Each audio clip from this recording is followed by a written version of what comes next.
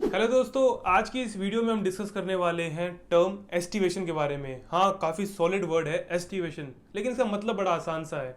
इसका मतलब होता है किस तरीके से जो सेपल्स और पेटल्स होते हैं फूल के, वो किस तरीके से अरेंज हैं आपस में, यानी उनका क्या पैटर्न है।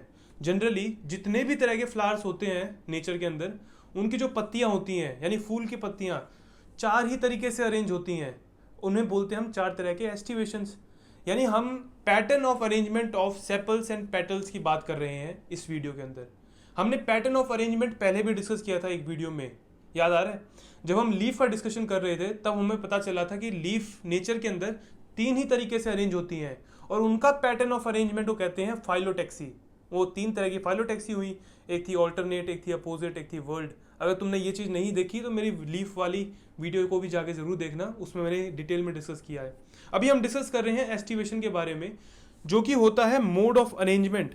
अब तुम लोग पूछोगे किस चीज़ का अरेंजमेंट हो रहा है? Arrangement of sepals and petals.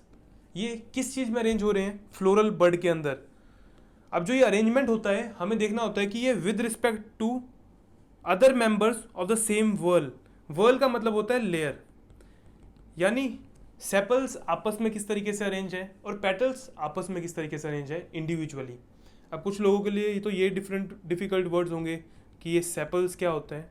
देखो यार, जब भी हम एक फूल को देखते हैं तो उसके नीचे की तरफ हमें हरी पत्तियां दिख रही होती हैं, तो वो ग्रीन लीफ लाइक स्ट्रक्चर को कहते हैं हम सेपल्स।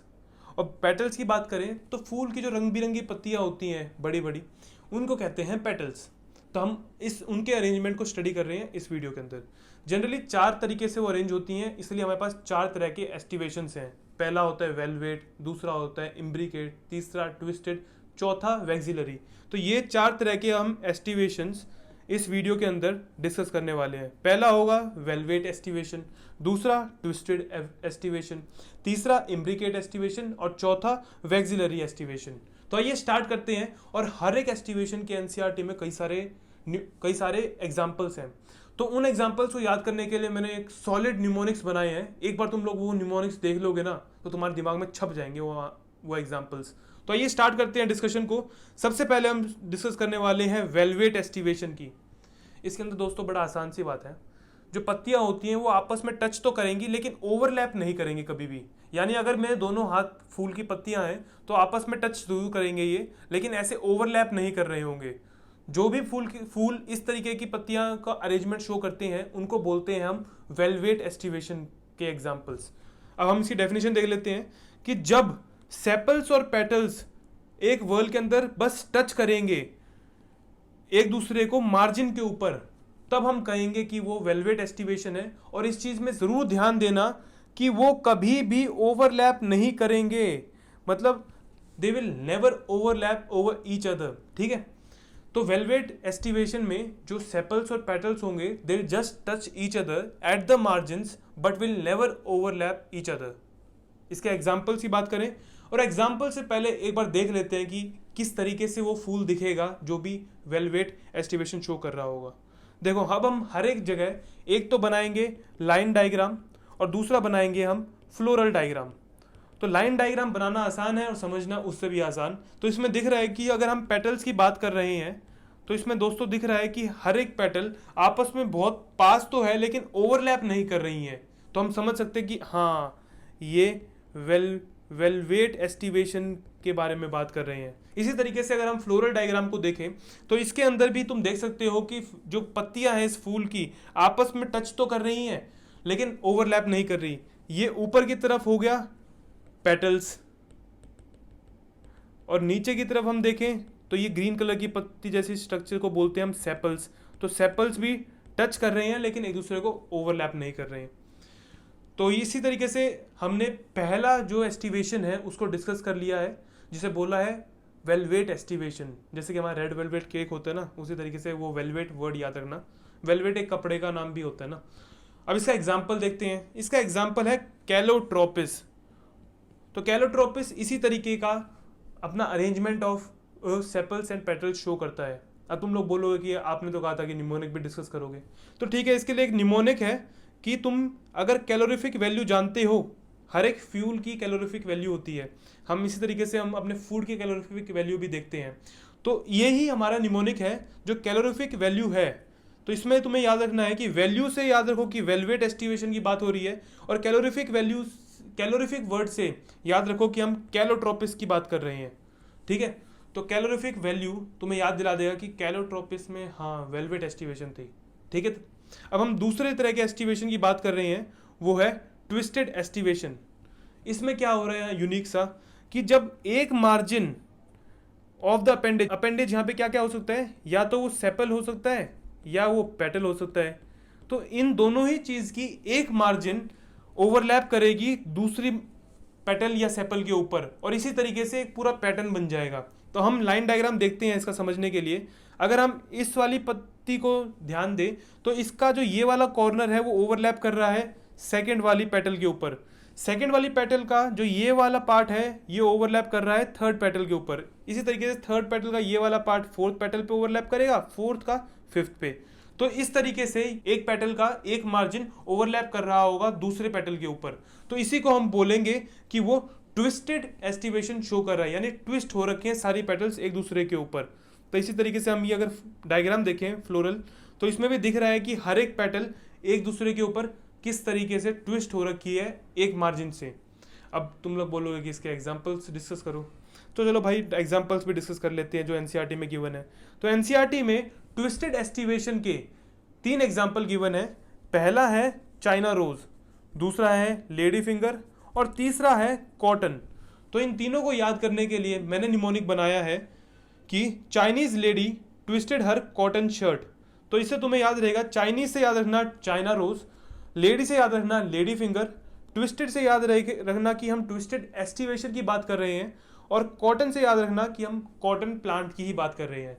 तो यानी ट्विस्टेड एस्टिवेशन 3 एग्जाम्पल है उसके, चाइना रोज, लेडी फिंगर और कॉटन, ये बात याद होगी।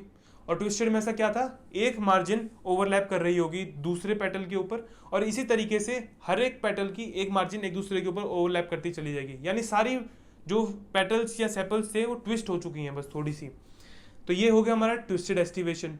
अब हम आते हैं तीसरे एस्टिवेशन के ऊपर, जिसको बोलते हैं इम्ब्रिकेट एस्टिवेशन। अब इम्ब्रिकेट एस्टिवेशन में क्या ऐसी खास बात है कि जब मार्जिन सेपल्स और पेटल्स की ओवरलैप कर रही हो एक दूसरे के ऊपर, लेकिन उसका कोई पर्टिकुलर ऑर्डर ना हो, इसे कहेंगे हम इम्ब्रिकेट एस्टिवेशन। देखो इसमें but not in a particular direction. अगर अब तुम इस लाइन डायग्राम को स्टडी करो, देखो यार, जो पहली पेटल है उसके तो दोनों ही मार्जिन अंदर की तरफ है, सेकंड पेटल का एक मार्जिन बाहर की तरफ है और एक अंदर की तरफ, और अगर हम थर्ड अब फोर्थ पेटल को देखें, फोर्थ पेटल की तो दोनों ही मार्जिन बाहर की तरफ है। तो इस तरीके से जो भी पेटल्स हैं ये एक दूसरे के ऊपर ओवरलैप तो जरूर कर रही होंगी, लेकिन इनका कोई आपस में पर्टिकुलर ऑर्डर नहीं होगा। तो इसीलिए इनको बोला गया है कि ये इम्ब्रिकेट एस्टिवेशन शो कर रही हैं। तो इसी का अगर हम फ्लोरल डायग्राम देखें तो वो ये गिवन है इसमें भी सेम तरीके से देखना कि जो ये हमारा पहला पेटल है ये तो दोनों ही तरफ से अंदर है, दोनों ही मार्जिन से। जो हमारा ये दूसरा पेटल है ये दोनों ही मार्जिन से बाहर है। ठीक है, अब इसके एग्जाम्पल्स की बात करते हैं। एनसीईआरटी में जो इम्ब्रिकेट एस्टिवेशन है ना, इसके 2 एग्जाम्पल गिवन है। पहला एग्जाम्पल है केसिया और दूसरा एग्जाम्पल है गुलमोहर। तो अब इसके निमोनिक की बात करते हैं। केसिया और गुलमोहर को कैसे याद रखा जाए, तो जो मैंने निमोनिक बनाया है उसमें ये है कि जो हर बच्चे के पास बचपन में गुल्लक थी, गुल्लक में हमारी मेहनती कमाई थी, तो वही हमारा निमोनिक बन गया कि जो हमारी गुल्लक है उसके अंदर कैश है, तो इन गुल्लक कैश। तो इनसे याद रखना कि हम इम्ब्रिकेट एस्टिवेशन की बात कर रहे हैं। गुल्लक तुम्हें याद दिलाएगा कि गुलमोहर भी इसका एग्जाम्पल है, और कैश से याद रखना कि हम केसिया की बात कर रहे हैं। तो इम्ब्रिकेट एस्टिवेशन यानी जिसके अंदर पेटल्स और सेपल्स ओवरलैप तो कर रही हैं लेकिन कोई पर्टिकुलर ऑर्डर नहीं है उनका, वो वाली एस्टिवेशन के एग्जाम्पल होंगे गुल्लक और कैश, यानी गुलमोहर और केसिया। तो इस तरीके से हमने थर्ड एस्टिवेशन भी डिस्कस कर ली है। अब हमारी लास्ट एस्टिवेशन बच गई है, वो फोर्थ एस्टिवेशन है, उसका नाम है वैक्सिलरी एस्टिवेशन। सबसे भाव खाने वाली एस्टिवेशन है ये, इसमें हमें कई चीज़ें याद भी रखनी पड़ेगी। तो आइए देखते हैं ऐसा क्या यूनिक है इसके अंदर। इसका एक सॉलिड सा नाम भी है, इसको बोलते हैं पेपिलियोनेशियस एस्टिवेशन। क्या पेपिलियोनेशियस एस्टिवेशन भी कहते हैं वैक्सिलरी एस्टिवेशन को। इसके अंदर पेटल्स का नंबर फिक्स्ड होता है, जो कि है 5।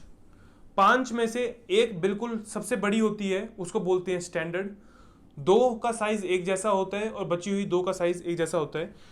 जो 2 सेकंड नंबर पे आती हैं साइज के मैटर में, उनको बोलते हैं विंग्स। और जो सबसे छोटी वाली 2 पत्तियां होती हैं उनको बोलते हैं कील।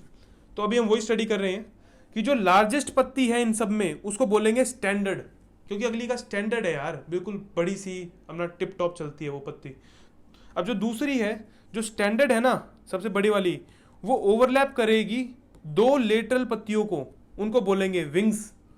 यानी जो 2 पत्तियां हैं स्टैंडर्ड के बाद जिनका साइज आता है उन्हें बोलते हैं विंग्स। हाँ, वो फ्लाइंग वाले विंग्स ही हैं ये, जो रेड बुल तुम्हें दे देती है।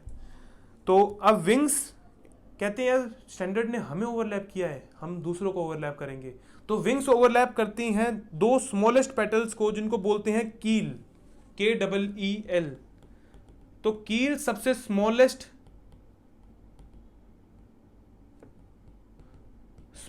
पत्तियां होती हैं वैक्सिलरी एस्टिवेशन में। सबसे बड़ी पत्ती जो एक सिंगल पत्ती है उसको बोलते हैं हम स्टैंडर्ड, और बीच की 2 पत्तियों को कहते हैं हम विंग्स। तो अब हम इनका लाइन डायग्राम देखते हैं। तो अब तुम समझ गए होगे कि स्टैंडर्ड कौन सी है इनमें से। सबसे बड़े वाली पत्ती यानी ये वाली पत्ती को बोला गया है स्टैंडर्ड। फिर आती है हमारी स्टैंडर्ड, हमारी 2 पत्तियों को ओवरलैप करेगी, एक तो ये वाली और दूसरी ये वाली, इन दोनों का नाम होगा विंग्स। और विंग्स कहते हैं कि हम भी ओवरलैप करेंगे, तो वो इन छोटी छोटी 2 पत्तियों को ओवरलैप करती है, जिनको बोलते हैं हम कील। ठीक है, स्टैंडर्ड, विंग्स और कील्स किसके पार्ट है? वैक्सिलरी एस्टिवेशन के पार्ट है। वैक्सिलरी एस्टिवेशन में कितनी पत्तियां होती हैं? 5 होती है। सबसे बड़ी स्टैंडर्ड, 2 विंग्स 2 कील, बस यही याद रखना है। अब इसका फ्लोरल डायग्राम में देख लो, ये वाली है स्टैंडर्ड, ये वाली है विंग्स और सबसे अंदर वाली है कील। ठीक है, अब हम इसकी बात करते हैं कि कहाँ कहाँ शो होता है। तो एनसीईआरटी के 2 एग्जाम्पल है, पहला है पी यानी मटर, जिसके दाने हम खाते हैं, और दूसरा है बीन। तो मटर और बीन दोनों में ही वैक्सिलरी एस्टिवेशन होती है। तुम्हारी क्यूरियोसिटी को थोड़ा और पंप देने के लिए मैं तुम्हें मटर के फूल की फोटो दिखाता हूँ, जो कि ये रहा। देखो, ये है हमारे मटर का फूल। इसमें सबसे बड़ी वाली जो ये पत्ती दिख रही है, ये है स्टैंडर्ड।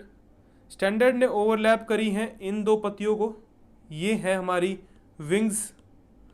और विंग्स के अंदर सबसे छोटी 2 पत्तियां हैं जो कि कॉन्ट्रास्ट की वजह से दिख नहीं रही, वो है हमारी कील। ठीक है, तो ये एग्जाम्पल हो गया हमारा वैक्सिलरी एस्टिवेशन का। कौन सा? पी और बीन। तो अब याद कैसे रखें? तो उसके लिए एक निमोनिक है। तो निमोनिक बोलता है जो वेगस जगह है जहाँ पे सारे कैसीनो वगैरह होते हैं, वहाँ पर खुले में पेशाब करना मना है। तो हमारा निमोनिक उसी से इंस्पायर्ड है। वेगस ने बैन कर दिया पी यानी सुसु करना, कहाँ? खुले में। तो वेगस बैन पी, ये हमारा निमोनिक है, जिससे वेगस से याद रखना कि हम वैक्सिलरी एस्टिवेशन की बात कर रहे हैं। बैन तुम्हें याद दिलाएगा कि बीन इसका एग्जाम्पल है, और पी से तुम्हें पी ही याद रहेगा यानी मटर। तो वेगस बैन पी, वैक्सिलरी एस्टिवेशन बैन से बीन, पी से पी, डन। तो इसी तरीके से हमारी चारों एस्टिवेशंस की डिस्कशन पूरी हो गई है। हमने सबसे पहले बात की थी वेलवेट एस्टिवेशन की, जिसमें पत्तियां जस्ट टच करेंगी एक दूसरे को मार्जिन पे, लेकिन ओवरलैप नहीं करेंगी। दूसरी एस्टिवेशन हमने ट्विस्टेड एस्टिवेशन की बात करी थी, जिसमें जो पत्तियां हैं एक ऑर्डर में एक दूसरे को ओवरलैप करेंगी, एक का मार्जिन दूसरे पे, दूसरे का दूसरा मार्जिन तीसरे पे, ऐसे ही चलता रहेगा एक ऑर्डर। तो वो ट्विस्टेड एस्टिवेशन कहलाती है। तीसरा था इम्ब्रिकेट एस्टिवेशन, जिसमें पत्तियां एक दूसरे के ऊपर ओवरलैप तो करेंगी लेकिन कोई पर्टिकुलर ऑर्डर नहीं होगा उनका ओवरलैप करने का। और चौथी है हमारी वैक्सिलरी एस्टिवेशन, जिसमें 5 पत्तियां होंगी, सबसे बड़ी स्टैंडर्ड, फिर 2 आएंगी जिन्हें बोलेंगे विंग्स, और जो बची हुई 2 सबसे छोटी वाली पत्तियां उनको बोलते हैं कील्स। इसी के साथ हमने एस्टिवेशन का टॉपिक कंप्लीटली डिस्कस कर लिया है, थोरो विद न्यूमोनिक्स। तो उम्मीद करता हूं तुम्हें न्यूमोनिक्स अच्छे लगे होंगे। अगर अच्छे लगे तो लाइक बटन जरूर क्लिक करना और कमेंट बॉक्स में बताना कि सबसे अच्छा न्यूमोनिक तुम्हें कौन सा मिला। और हाँ, ये सारे नोट्स मैं अपने टेलीग्राम चैनल पे अपलोड करूंगा, तो तुम अब मेरा टेलीग्राम चैनल जरूर सब्सक्राइब कर लेना, ताकि तुम्हें फ्यूचर में भी आने वाले सारे नोट्स मिल जाए टाइम से। तो thank you for watching this video till the end.